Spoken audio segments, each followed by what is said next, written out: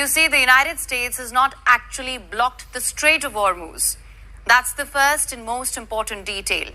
What Washington has done instead is far more precise and strategic.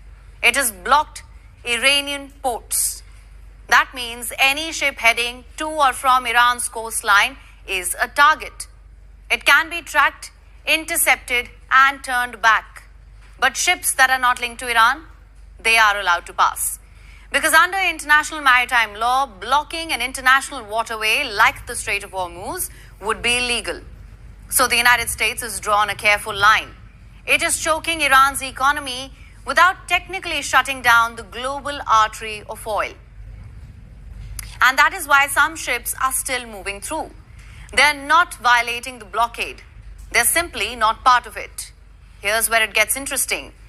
Even if an Iranian-linked ship approaches the strait, it does not mean it will escape. Which brings us back to that Chinese-flagged, US-sanctioned tanker, the Ritz Tari. Remember, we talked about it yesterday. It appeared to slip through the strait. It looked like a quiet defiance of American power. But not for long, US forces later contacted the vessel. They instructed it to reverse course. And the tanker complied. In fact, according to a report by the Wall Street Journal, at least 8 oil tankers have already been intercepted this way by US forces. Each one contacted over radio. Each one told to turn. And every single one complied. This blockade does not end at the water's edge.